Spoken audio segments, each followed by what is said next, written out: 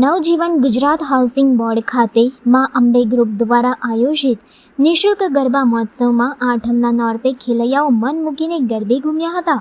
ગુજરાતની આગવી ઓળખ નવલી નવરાત્રિ મહોત્સવની વડોદરામાં રંગેચંગે ઉજવણી કરવામાં આવી રહી છે, ત્યારે વડોદરા શહેરના પૂર્વ વિસ્તારના લોકો માટે પ્રતિવર્ષની જેમ આ વર્ષે પણ નવજીવન ગુજરાત હાઉસિંગ બોર્ડ ખાતે માં અંબે ગ્રુપ દ્વારા પણ નિઃશુલ્ક ગરબા મહોત્સવનું આયોજન કરવામાં આવ્યું છે।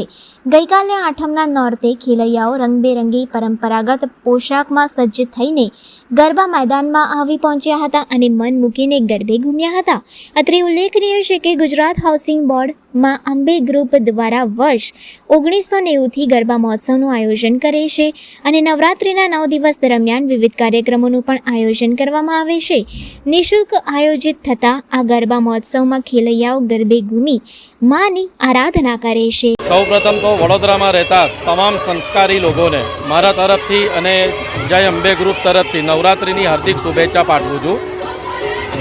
માં જય અંબે ગ્રુપના તમામ ઓર્ગેનાઇઝરો જે છેલ્લા 1990થી સતત મહેનત કરીને દર નવરાત્રની અંદર એક સુંદર અને મજાનું આયોજન પૂર્વ વિસ્તારના લોકો માટે હંમેશા માટે કરે છે, તે માટે તેમની તનતોડ મહેનતને પણ હું હાર્દિક શુભેચ્છાઓ પાછું છું।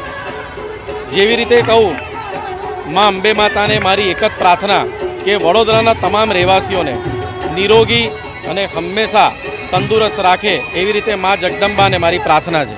દર વર્ષની જેમ માં અંબે ગ્રુપના તમામ ઓર્ગેનાઇઝરો દરેક રીતે આયોજનના અંદર બહુ જ શાંતિ અને સલામતી અને એક હિન્દુત્વનું એક જીતું જાગતું ઉદાહરણ જે માનનીય પ્રધાનમંત્રી શ્રી નરેન્દ્ર મોદીનું અને માનનીય યોગી સાહેબનું જે સૂત્ર છે કે હિન્દુત્વને સાથે રાખીને આ ગરબાનું આયોજન કરે છે દર વર્ષે।